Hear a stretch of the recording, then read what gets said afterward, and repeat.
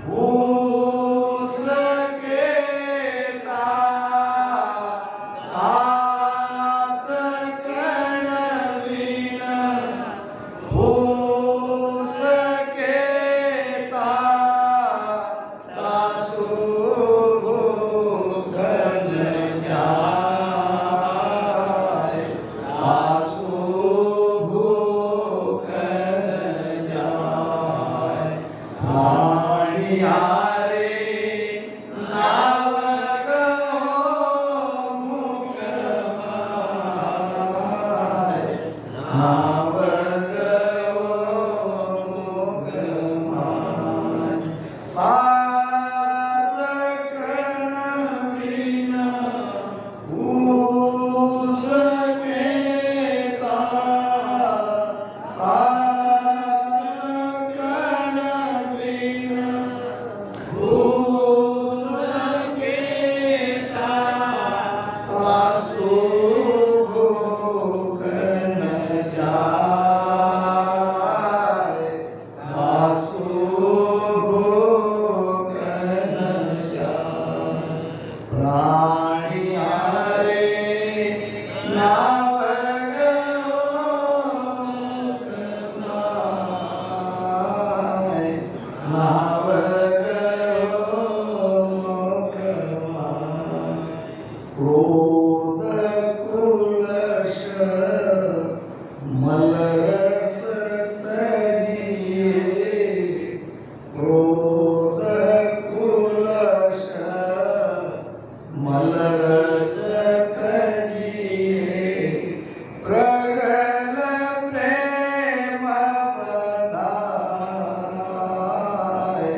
प्रगल प्रेम बधाए दास सुख देव साच बोले दास सुख देव साच बोले सुख मेरा हो समाय सुख मेरा हो समाय प्राणियारे नावगयो मुखमाय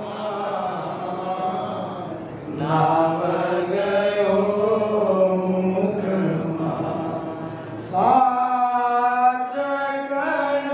बिना हो सकेता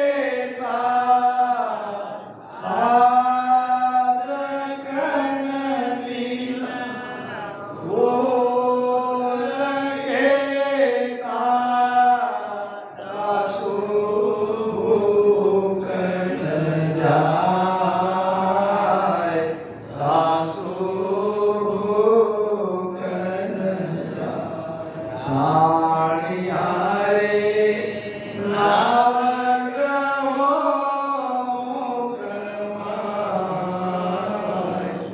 नावगयो मुखमाय। बहुत ही प्यारा ये गुरु महाराज का छोटा सा रजस है जिसके द्वारा ये आज की सुबह की सत्संग सभा को हम प्रारंभ कर रहे हैं। इसमें विशेषता दो बातें हैं। पहली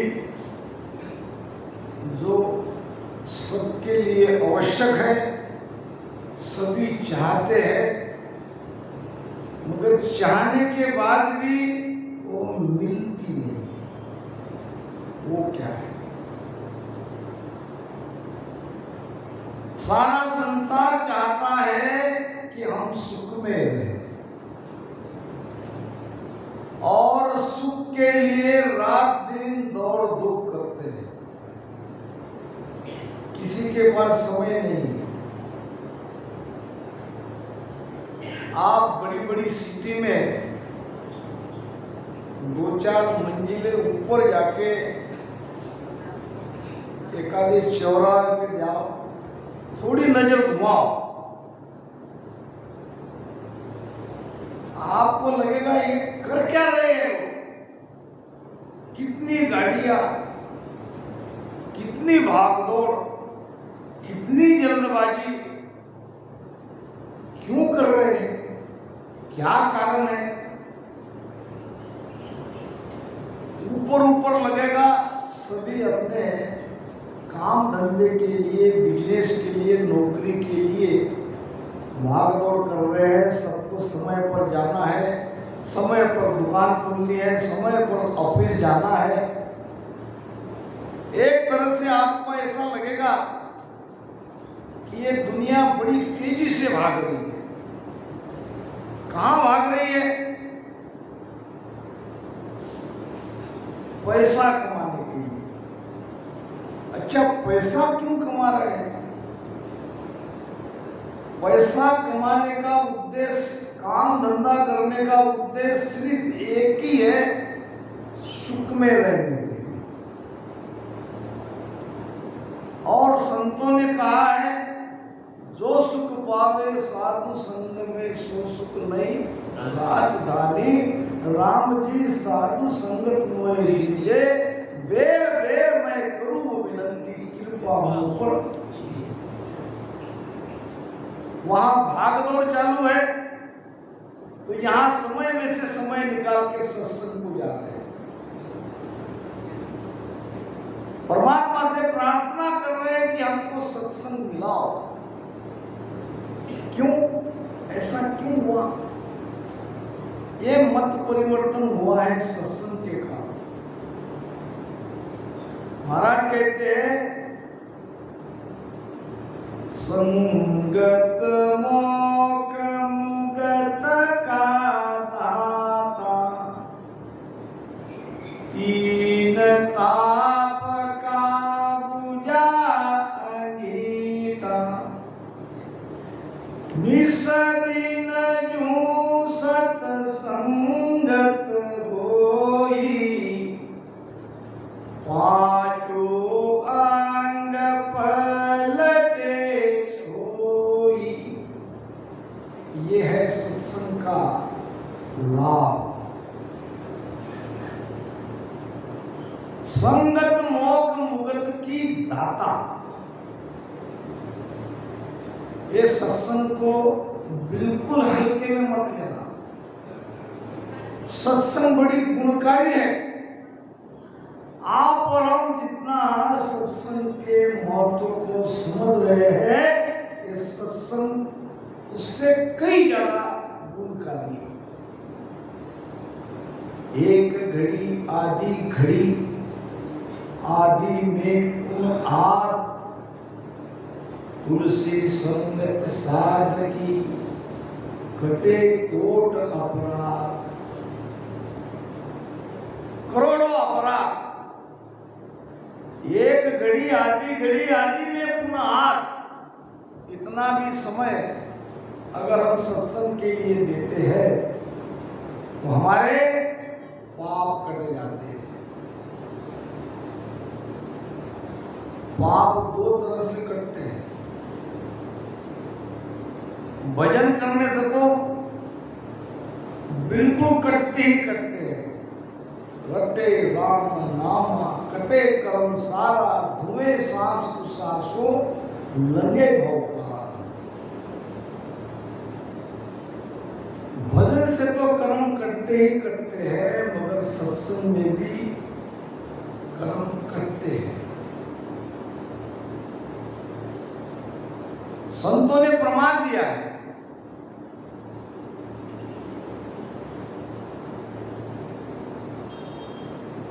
कबीर साहब कहते हैं, सत्संग की आधी घड़ी, सत्संग की आधी घड़ी, तप के बरस हजार, तो भी नहीं बराबरी, कहे कबीर विचार। सत्संग की आधी घड़ी, आधी घड़ी कितनी समय लेती है? एक घड़ी का समय होता है 22.5 मिनट, और आधी घड़ी का समय होता है 11.15 मिनट। सत्संग की आधी घड़ी, तप के बरस हजार बरस तक तपस्या करो, और आधी घड़ी की सत्संग कर लो तो भी नहीं बराबरी। 1000 बरस की तपस्या आधी घड़ी के सत्संग की बराबरी नहीं कर सकती। कहे कबीर विचार। कबीर साहब कहते हैं कि मैं यूं ही नहीं कह रहा हूं, मैंने विचार करके कहा है। गुरु महाराज ने बहुत ही सत्संग के बारे में बड़े सुंदर तरीके से समझाया है। एक घड़ी आधी घड़ी हर को ध्यान धरे, एक घड़ी आधी घड़ी हर को ध्यान धरे, वासर भर दिग जोग जप ओम नाई करे, वासर भर दिग जोग जप ओम नाई करे, 68 तीरथ नाइए नित ज्ञात जी मारे, 68 तीरथ नाइए नित ज्ञात जी मारे, कोई छीन भर ध्यान के जोड़े नहीं आवे, कोई छीन भर ध्यान के जोड़े नहीं आवे, एक घड़ी आधी घड़ी हर को ध्यान धरे, वासर भर दिग जोग जप ओम नाई करे, एक घड़ी आधी घड़ी।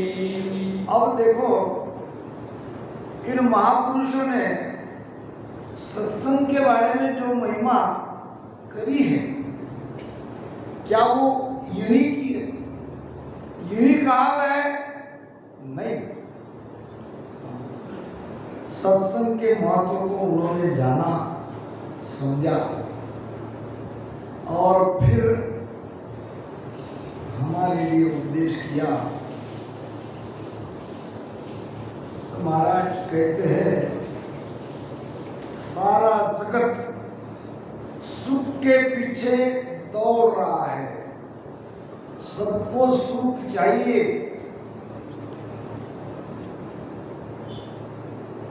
मगर उनकी धारणा गलत है। जगत ये समझता है कि मैं धन कमा लूंगा, पर्याप्त पैसा मेरे पास आ जाएगा तो मैं सुखी रहूंगा। ये धारणा गलत है। सुख का धन से लेस मात्र ही संबंध नहीं है, सुख का संबंध है कर्म से, और कर्म बनता है करनी से, कर्तृत्व से, पुरुषार्थ से। तो बड़ा आसान गुरु महाराज ने संपूर्ण जगत के लिए, मानव जाति के लिए ये उपदेश किया है कि अगर सुख में तुम रहना चाहते हो, सुख में समा जाना चाहते हो, तो एक काम करो, प्राणियारे नावग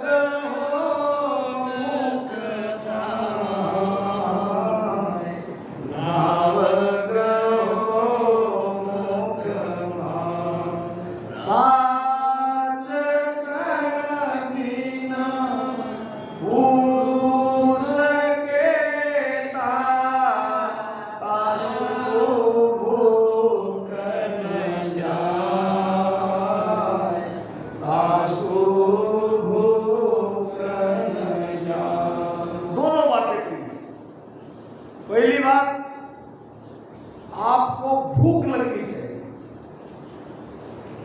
आपको कोई भूख तो लगती है, भूख लगती है तभी तो हम 2 टाइम भोजन करते हैं। एक ये भूख है, एक वो भूख है। कौन सी भूख? एक जन्म मरण के चक्कर से दूर हो जाना या उस परम आनंद में समा जाने की भूख पहले हमारे भीतर लगनी चाहिए। प्रज्ञावानम लभन्ते ज्ञानम, जिसके अंदर प्रज्ञा जगी है,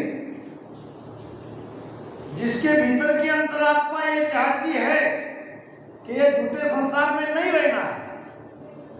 मान लो आपकी भूख बढ़ गई, आप भूख बढ़ रही है, झूठे संसार को झूठा तो जानो, झूठा जानने से ही आपकी भूख बढ़ती बढ़ती जाएगी। पहले भूख बढ़ाओ, और यह सत्संग भूख बढ़ाती है।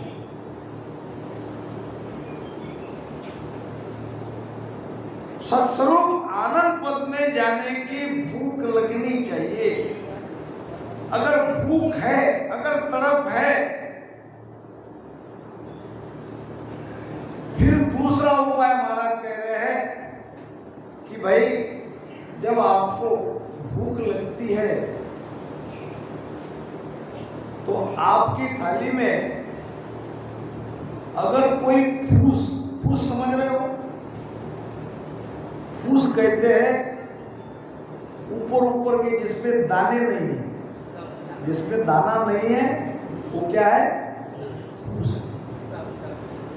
अगर कोई आपके थाली में लाके वो फूस रख दे और आपको भूख लगी है तो क्या वो फूस खाने से आपकी भूख मिटेगी? नहीं मिट सकती। भूख लगी है तो अनाज चाहिए, दाल रोटी साग सब्जी जो भी है वो चाहिए, क्योंकि ऐसा फूस असार कोई भी चीज आपकी थाली में रखी गई है तो आप उसकी तरफ देखते रहोगे, इतनी भूख लगने पर भी खाने का मन नहीं होगा, और खाओगे तो भी क्या होगा? भूख नहीं जाएगी।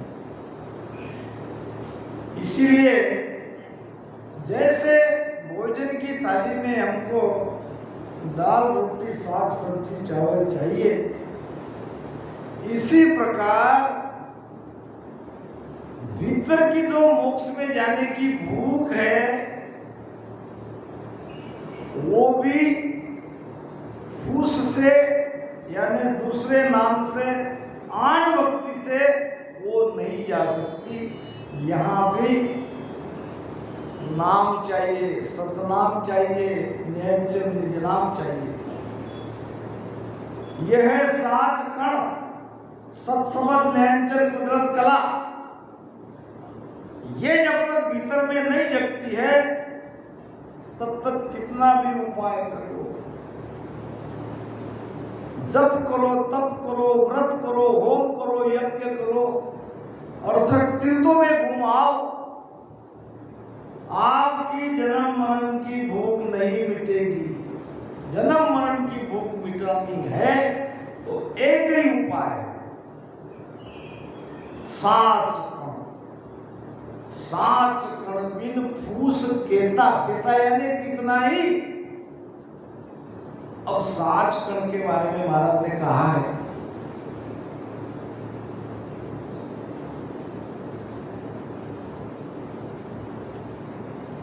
जे कोई नाव नाव ही कहिए लिव लागा सु भावो। नाम नाम तो सभी कहते हैं, मगर किस नाम की बात हो रही है? जिस नाम के रटन करने से हमारी लीव लग जाती है। लीव किसे कहते हैं?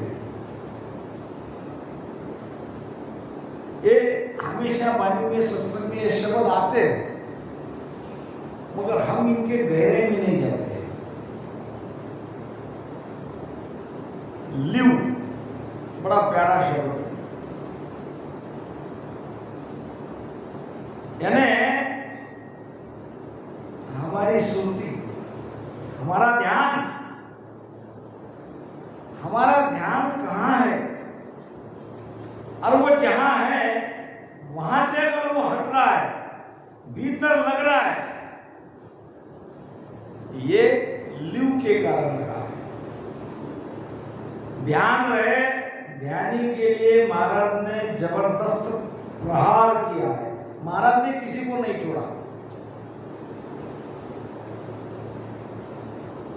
जब लग लीव लागी नहीं, तब लग केरी झूठ, सुन जो रे सुखराम कहे, आपारक की मूठ। मैं ध्यान करता हूं, ये आपको कहने की जरूरत ही नहीं है, आपकी लीव ही बता देगी आपका ध्यान कहां है। ये जगत समझ लेगा। तो लीव लगनी चाहिए। जब लग लीव लागी नहीं, तब लग केरी झूठ। क्या केरी झूठ? मैं ध्यान कर रहा हूं, ये कहना ही तब तक झूठ है। भाई कर तो रहे तो दिख रहे हो, मगर आपकी लीव उसमें नहीं है। एक संसारी में और एक हमारे संत में अंतर चाहिए। जगत देखता है, जगत परीक्षक है। ब्रह्मज्ञानी ज्ञान में महाराज ने बताई है, संत जन जगत की कमी निकालते हैं। जगत के अंदर जो कमियां हैं, वो ज्ञान के द्वारा उनके भीतर की कमी निकाल के उनको भक्ति के मार्ग में, सतमार्ग में लाने की कोशिश करते हैं। क्या जगत चुपचाप बैठता है? जगत भी देखता है, जगत हमारी कमी निकालता है, हमारी कमी ढूंढता है। तो जगत भी हमारे लिए एक सच्चा परीक्षक है, वो परीक्षा करता है। तो ये सात कण है निरंजन निजना। नाव कहे सुख देव जी, केवल ब्रह्म विचार। धरी देह सब झूठ है, सो माया विस्तार। देखो और गहराई में महाराज ने ये नाम के बारे में कहा है, नाम को समझाया है।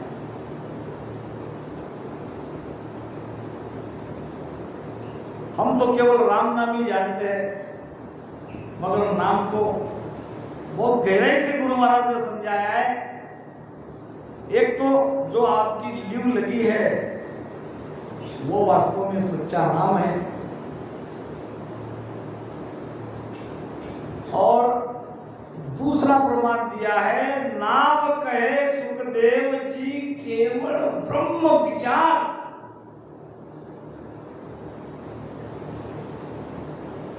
मन सोचता है, मन में हजारों विचार आते हैं, जाते हैं। ये हजारों विचार को एक तरह से दूर हटाकर एक ही ब्रह्म के बारे में जो सोचता है, यानी मैं ब्रह्म हूं, यानी वो वेदांति के जैसा अहम ब्रह्म ब्रह्मास्मि वाली बात नहीं है। यहां ब्रह्म शब्द आया है आत्मा के लिए।